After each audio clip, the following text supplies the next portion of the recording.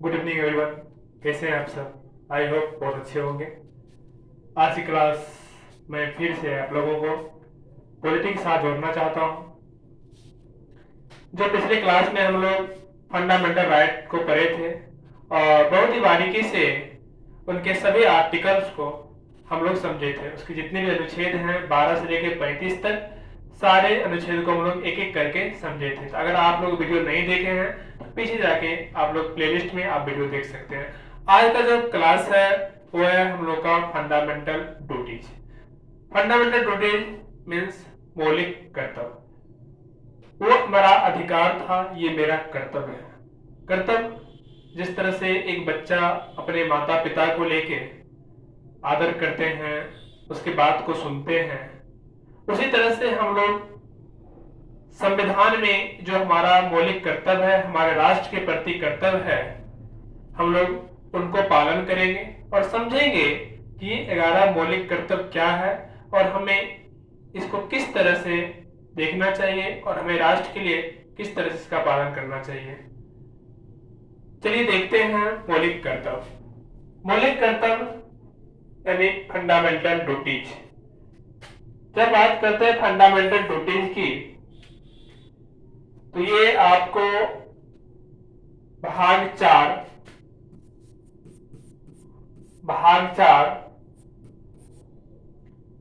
के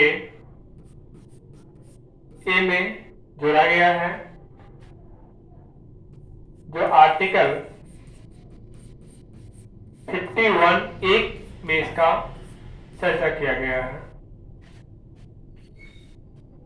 जब बात करते हैं फंडामेंटल ड्यूटीज की, ये यूएसएसआर वर्तमान में रसिया से लिया गया है। इसको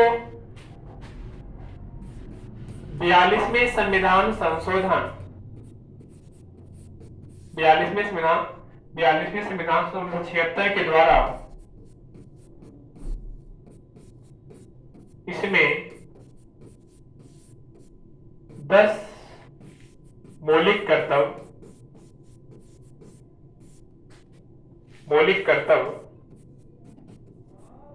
जोड़े गए।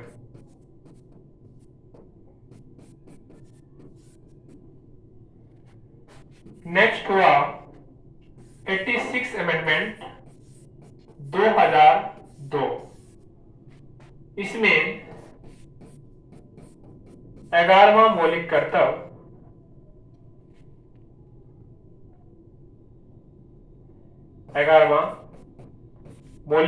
जोड़ा गया।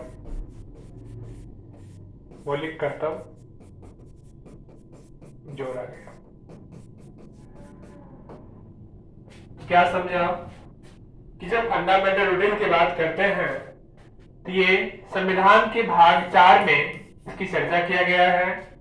आर्टिकल 51(a) में चर्चा किया गया है। इसका एक ही आर्टिकल है 51 का ए। ठीक है, आपको बता दूं मैं फंडामेंटल राइट आप पढ़े हैं। फंडामेंटल राइट इसका आर्टिकल आप पढ़े हैं 12 से लेकर 35 तक। कहां से लेकर है इसका? 12 से लेकर 35 तक। एक आता है डीपीएसपी में आपको पढ़ाऊंगा नीति निर्देशक तत्व होते हैं जिसको जोड़ा गया है 35 से लेके 51 तक। और फंडामेंटल ड्यूटीज जिसको जोड़ा गया 51 के ए में। तो आज हम लोग फंडामेंटल ड्यूटीज को पढ़ने वाले हैं और आप लोग चीज को समझ गए कि भाग 4 में चर्चा किया गया है। आर्टिकल 51(a) में है, यूएसआर से लिया गया, वर्तमान में रशिया। 42वें संविधान संशोधन द्वारा इसमें 10 मौलिक कर्तव्य जोड़े गए। 86वें संविधान संशोधन में 11वां मौलिक कर्तव्य जोड़ा गया। ये 11वां मौलिक कर्तव्य क्या था मैं आपको यहाँ पे हिंट करता हूँ। 6 से 14 वर्ष के बच्चों को 6 से 14 वर्ष के बच्चों को मुफ्त शिक्षा प्रदान करने के लिए, प्रदान करना, ये अनिवार्य कर दिया गया कि 6 से 14 साल के बच्चे हैं उसे अनिवार्य रूप से शिक्षा प्रदान प्राप्त करना चाहिए। ये हमारे 86वें संविधान संशोधन 2002 के द्वारा 11वां मौलिक कर्तव्य जोड़ा गया। तो चलिए हम लोग एक एक करके देखते हैं कि 11 मौलिक कर्तव्य कौन कौन है और हमें इस पे कैसे विचार करना चाहिए, हमें इसे कैसे याद रखना चाहिए और हमें अमल करना चाहिए, क्योंकि ये हमारा देश का है।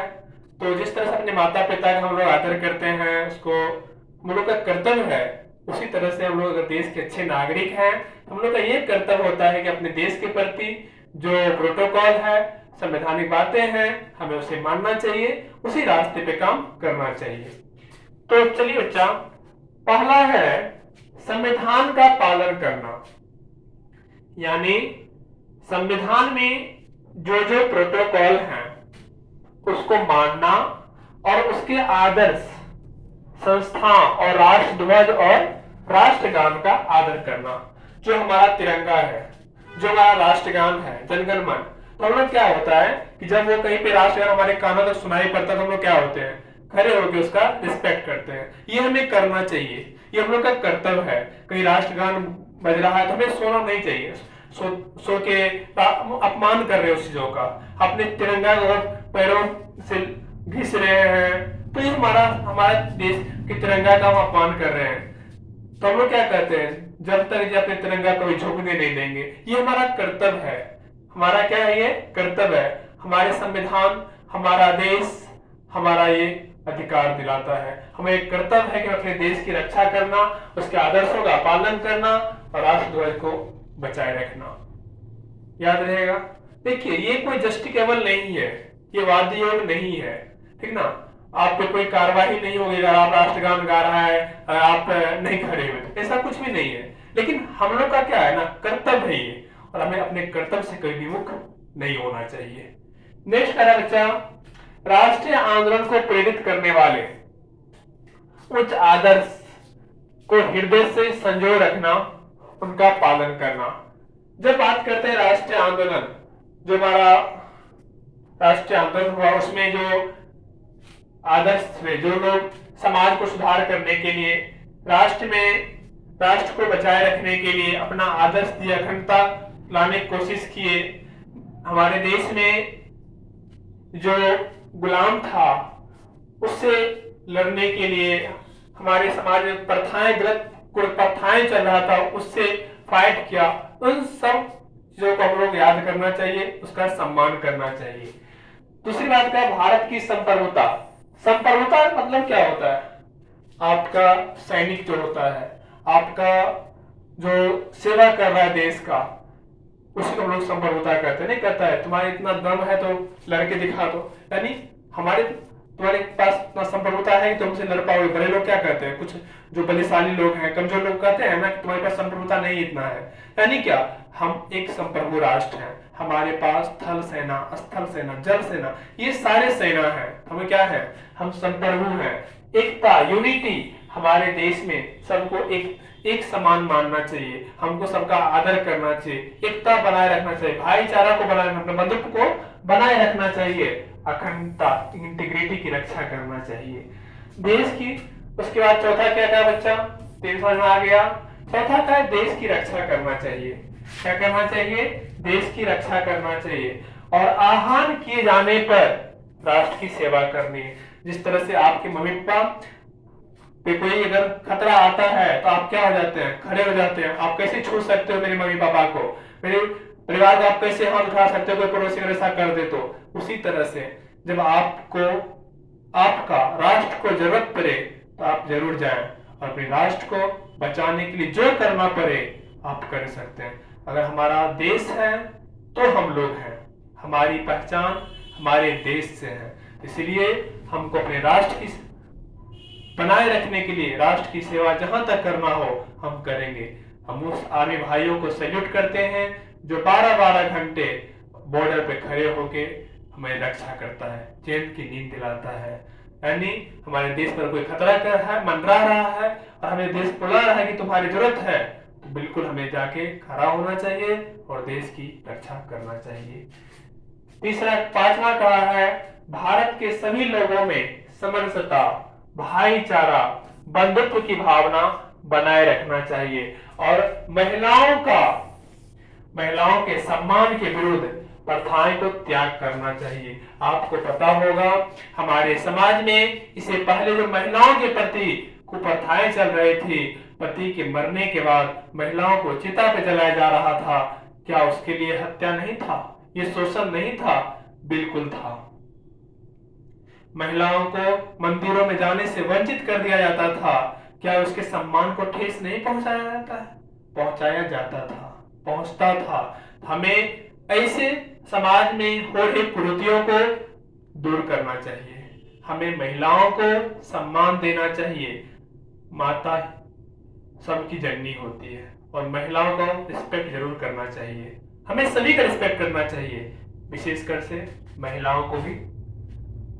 चलिए नेक्स्ट है प्राकृतिक पर्यावरण, वन, झील, नदी, वन्य जीव की रक्षा करना चाहिए और सभी प्राणियों के प्रति दया भाव की भावना रखना चाहिए। अब कोई जीव है, सबके पास जीने का अधिकार है, हम उसे मारना नहीं चाहिए। अब मान लीजिए हम लोग बिना काम का जंगल गुजार देते हैं, तो उस जंगल में कितने जीव रहते हैं? बताइए, उस जंगल में जो जीव रह रहे हैं, क्या उसका शोषण नहीं हुआ? आप जहां पे रह रहे हैं और अचानक आपके घर को कोई आके उजाड़ दे, तब हमें कितना कष्ट होगा? आपका बनाया बनाया हुआ घर आपको उजाड़ दे तो कैसा फील होगा? बताइए जरा आप भी। क्या आप अच्छा फील कर पाएंगे? क्या आपके मन में उसके प्रति घृणा भाव नहीं आएगा? बिल्कुल आएगा। उसी तरह से हमारे एनवायरमेंट में जो जीव हैं, जो जंगल हैं, वन्य हैं, सबको एक दया के भाव से रखना चाहिए। जिसकी जितना आवश्यकता है वो अपना काम कर रहा है। हमें किसी गरीब लोगों को या कोई जानवर आया उसे मारने दौड़ गए, या कोई आजकल देखते गर्मी का दिनों है कि हो सकता है कि कोई जानवर आपके बगल में आके धूप से बैठ गया, आपके बगल घर में छाव में बैठ गया, तो क्या करना चाहिए? मान लीजिए किसी का पालतू कुत्ता है, तो क्या करना चाहिए? उसे भगा देना चाहिए? बिल्कुल भी नहीं।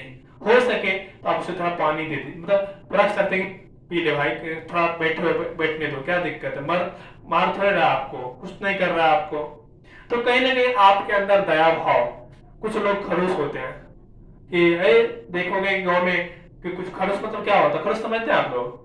कि किसी के प्रति घृणा भाव रखना, उसको कुछ अच्छा लगता ही नहीं है, वो सबके प्रति ऐसे भाव रखता है कि लगता है कि उसका सारा उठाए कोई लेके जा रहा है। नहीं रखना चाहिए। हमें सबके प्रति आदर का भाव रखना चाहिए, एक अच्छा विचार रखना चाहिए, इसलिए तो आप अच्छी इंसान हो। इसलिए मानव और पशु में अंतर है। मानव का क्या लक्षण होता है?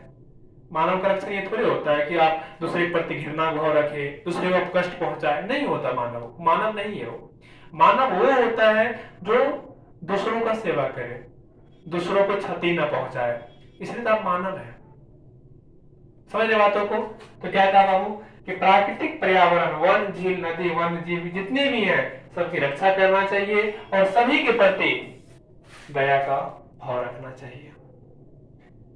आया 5 और 6 समझ में आपको? नेक्स्ट क्या कहा सुनिए। नेक्स्ट है हमारी मिश्रित संस्कृति। संस्कृति क्या होता है? जो हमें जीवन जीने की तरीका होता है। हमारे भारत में बहुत सारे फेस्टिवल होते हैं। ईद होता है, छठ होता है, दीपावली होता है, दुर्गा पूजा होता है, मुहर्रम होता है, यानी एक हमारी परंपरा को रिप्रेजेंट करता है।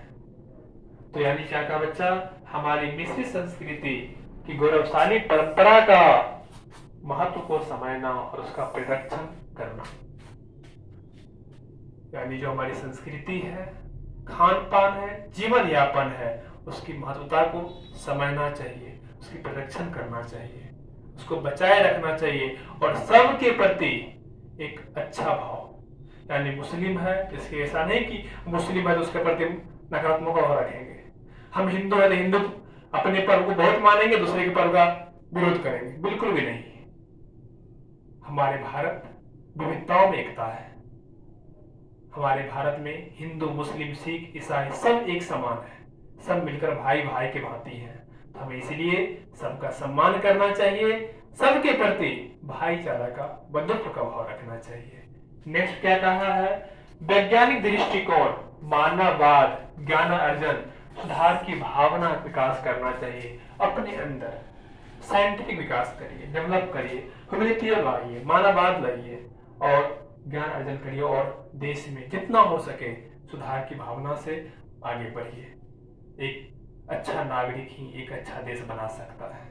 अगर आप अच्छे नागरिक हैं तो आपका देश भी अच्छा हो सकता है। जापान में देखिए कितना क्राइसिस है, वहां पे सुनामी भी आता है, ज्वालामुखी भी आता है, भूकंप भी होते रहता है, फिर भी वो देश डेवलप क्यों है?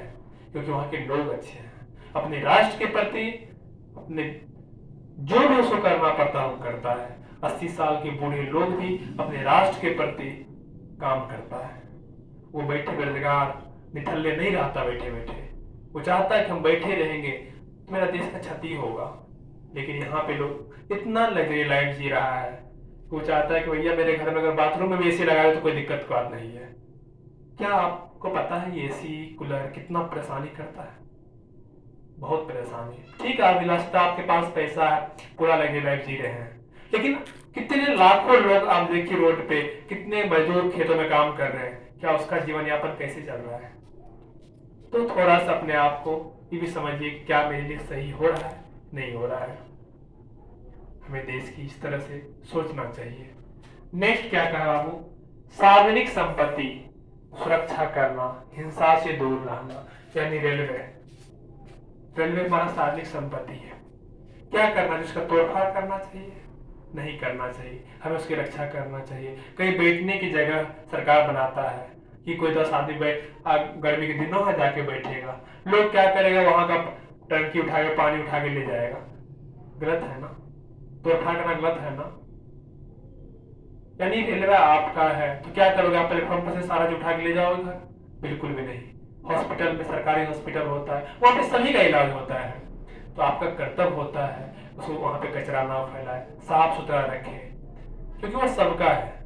जब सबका है तो मेरा कर्तव्य होता है कि अपना योगदान दे। वहां पे हम इलाज कराने गए, दूसरे लोग भी जाते हैं, तीसरे लोग भी जाते हैं, तो सभी का कर्तव्य है। अगर आप अपने घर में ही रहिए तो अपने घर में तो आपको क्या गंदगी पसंद है?